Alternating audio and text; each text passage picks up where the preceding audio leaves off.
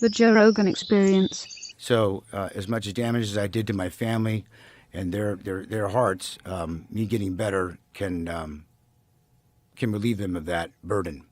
So it was an easy one-way road to recover, and that's why I recovered fast, and I attribute it to my love for my family. Wow. So let's bring it back to the day of the accident. When exactly was it? It was New Year's Day. New Year's Day. New Year's Day 2023. Yeah. And I host my family at my house up there, like 25 people, every post-Christmas to New Year's, all the time. Family, friends, whoever, just kind of come up and we can celebrate the holidays together, go skiing, all these type of things. But we had a big kind of snowmageddon type snow event that, shut down the mountain that I live on at the top of Lake Tahoe at about 8,000 feet elevation, and we got just tons and tons of snow. But it happens often, maybe not that intense of a storm, but so much so where we were cut off from anywhere else. We're snowed in, fine. I'm prepared for that stuff. 3 days without power, prepared for it. It's fine. We can have fun. It's actually relief. All the cell phones go off, all the iPads go away, computers, and everybody's just playing card games with headlamps on. And I mean, it's a riot. So we had a good time. So food supply was still good, but it's New Year's Day and we're getting a break in the weather. So I decided I need to clear the roads and come out for air, essentially. And in doing so, that's when the accident sort of transpired. It's more of a routine type of thing to have a half-mile long driveway up there. And I have to maintain it myself, so I have a snowcat and a bunch of other snow removal type equipment. There's a bunch of vehicles, snowmobiles even, things that got stuck in the driveway because it was a lot of extra snow, and some of it was very light, and then it got very icy and hard, so you're sinking down like 3 or 4 feet into it, and it was a hot mess. So had to try to dig all that stuff out using the snowcat, pulling this stuff out. This thing, a snowcat, to describe it in words is pretty difficult, but it's like a tank.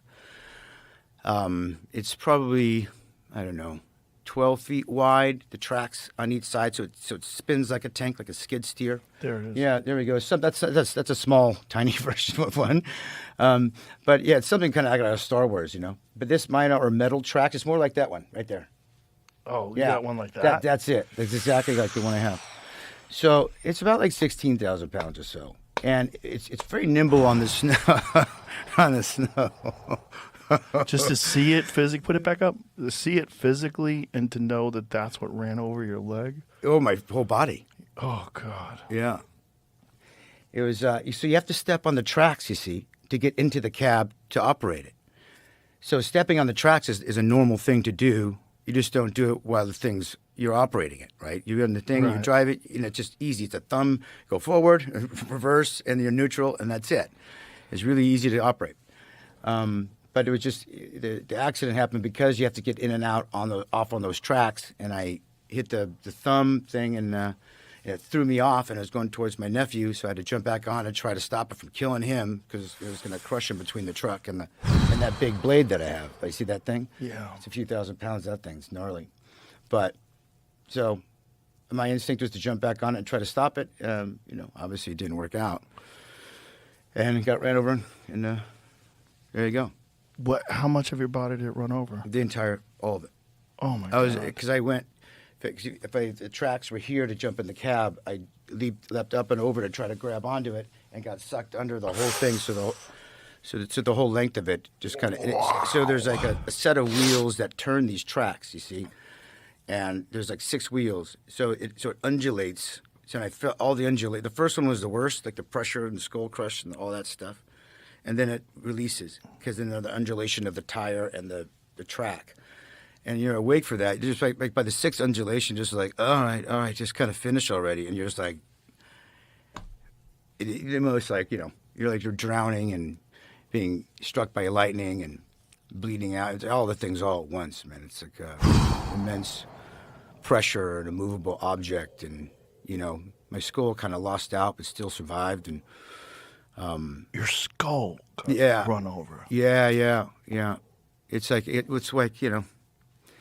yeah, it's everything. It's like it's 38 broken bones and eyeballs out. Oh my God! And it's shout out to medical science. I know, right? I mean, all the doctors were like, "Dude, I don't know how your eyes still operating or still working," but I think because I was on ice, because I did see it, and I'm like, well, maybe I'm going to put this eye on ice, and just kind of rolled into it. Because I saw my eye with my other eye, right? And I'm like, well, I'm going to be able to keep that thing, because I'm on like an icy asphalt driveway that's off of my driveway, right, the top of the road. So it wasn't really great for impact of getting ran over. I wish I was on a snowpack. It would have been maybe a little bit easier. It would push me into snow, right? But it wasn't. So I just kind of rolled onto it, just like maybe I could kind of put the eye on ice until I could figure out how to breathe. Oh, my God. I have to sort of laugh at it because it's weird to sort of think about that, Wow. So 38 bones? Yeah. Yeah, it was like a lot of ribs and all my spiral fracture and my legs, all my joints were broken, all my ankles, my knees, none of my spine. And I only got a laceration in my liver from like one of the ribs breaking in a couple spots, and I went down and kind of stabbed it, but it didn't really mess it up too bad, so that's okay. But all my organs, my brain, I don't think there's any brain damage. I'll use an excuse later, I guess. Yeah, and my spine. That's the miracle. It's like, how did I break 14 ribs, right? And I cracked my skull and every arm and leg and finger and thing, but my spine was spared. Oh, my God. And all my organs were spared in my brain. It's so like, it's kind of almost no harm, no foul at the end of the day, even though there's, probably 20% titanium in my body at this point. But so how many pieces of titanium are in you? Well, the guy that invented this procedure worked at the hospital in Reno because there's a lot of crushing injuries that happen because all the ski resorts and mines that are in the area. So I got really lucky to get this doctor. But it took 4 doctors to get to this guy. So says my family. I was out in a coma.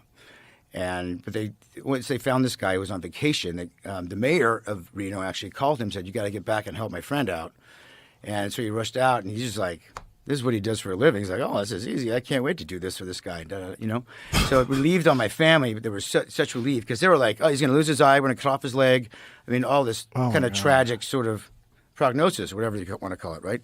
So this guy comes in, no, it's fine. We're going to hammer this thing in. We're going to do this, going to do his face plate, do the thing. We're going to do this. And just lucky that the orbital bone that broke and the cheekbone that broke, they only wanted to do that because my face as an actor, maybe they want to save my cheekbone, I guess.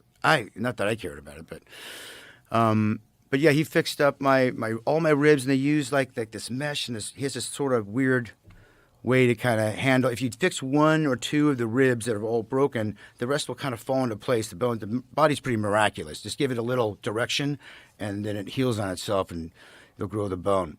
So it's not as much titanium in my ribs as one might think for all those breaks. It's only, maybe it looks like rebar, right? You get a scan, like a lot of my body's like. Do you have an X-ray of your your somewhere? body? Yeah, somewhere. Is it online anywhere? Where we could see it? I don't know. Do you have it on your phone or anything? I don't think so. I could ask my sister for it. I've been showing everybody that thing. It's pretty remedial looking. It looks like like I had a hammer and a 2x4 and some nails, and that's what it just looks like. It looks very like, why is there a nail and 2 screws? And it's carpentry 101. There's nothing like I think the guy because I had like screws in my skull and my jaw because that broke in 3 spots. Oh. And the guy took it out. It's something that he got from Home Depot. Literally, it's like it just took it out. I'm like, dude, it's squeaking like it's in wood. You need to numb it or something. I almost knocked this guy out. It's just like, it's unbelievable. And I was always kind of half in the bag mentally, just kind of, because it takes so much mental to deal with like pain management. And it's emotionally exhausting to deal with like so many different things in your body. So I'm always kind of half paying attention to things. I'm much sharper mentally now because I don't have to mitigate so much inflammation, pain, and all that all the time. So I can kind of be here and laugh with you. But back then, when this guy was, I almost socked this guy so hard, dude. But Yeah, glad I was really happy to. That was a great milestone for me to get these screws out of my skull. Jesus. But that was worse than getting ran over by the snowcat, dude. Really? Yeah. In terms of pain or just discomfort? Well, no, it wasn't so much the pain. It's the haunting images of feeling my gums wrap around this screw as it's pulling out. It's a lot longer than I thought it was, and then there's 3 more to go. It was more the visual is in my mind kind of what makes it terrible. You know, the visual, because I'm a pretty visual guy. So I don't think anything hurts me so much in a physical way, but the visual is a pretty haunting image. Wow. And the sounds, dude, it vibrates your skull as he's taking it out. Oh. And it's like, this is what horror films are made of, right? It's like Saw or something. Is that the only thing that they had to take out? Is the screws that were in your head, or did they take them out of your body? No, they have to leave those in for the most part because why risk infection and open you up for something? But, so all the rest of the stuff stays in until those screws come loose. At some point, they will. They start backing out, right? Yeah. You'd think you'd put in a locking screw. Right? I've had friends that have had broken arms and starts poking out of the bone. Yeah. It's just and they have to get another operation and get it removed. Yeah. So how many different plates do you have? I think I got, it's only a couple in my face, and they went in like underneath my cheek. A plate for my orbital socket, and then for the cheekbone. They put, I think, a plate or 2 over there to hold that bone in place. Do you feel it? I feel the lack of feeling in it. It's still numbness to this whole side because they had to cut all these nerve endings right to get in through your mouth. So even this side of my face is slightly little numbish. And the rest of them, do you feel like how much do you feel in all your different bones and joints and all the different things that got repaired? Yeah. There's lots of scar tissue to work through all the time.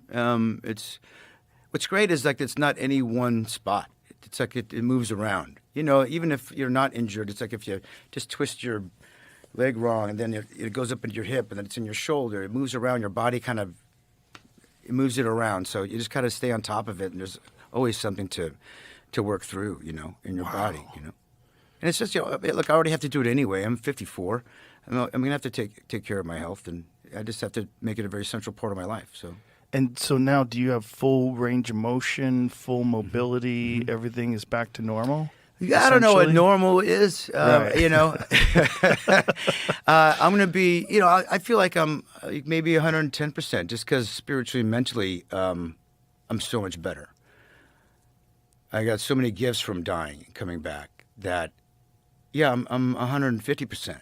My body will always be, look, my body's aging, so I have to fight against age. Well, recovery is age reversing. It's the same stuff that people are doing just to reverse age. I just do it just because it's my recovery, and I have to for the rest of my life, just to prevent inflammation and discomfort and swelling, things like that. So when you have so many broken bones and so many broken joints, what is the recovery like? Like, how do they even get you moving again? Day by day. Day by day. Yeah, instantly. As soon as I got home from the hospital, it was PT there and working to just move, keep things moving. You have to. Otherwise, you lose it. You'll lock up or you lose it. Seeing you walk around today in the studio, I would have no idea. Yeah. You look totally normal. Yeah. It's great. It takes a lot of work, and it's still working. Look, I was just having to stretch in your studio. You know, I have to move quite a bit so I don't lock up. After a good night's sleep, it's like you could be a little stiff in the morning, and I have to do some stretches and things like that. But I think if I didn't get in the accident, I'm 54, I'd probably have to do it anyway. Right. So feels good to have to force the stretching, I think.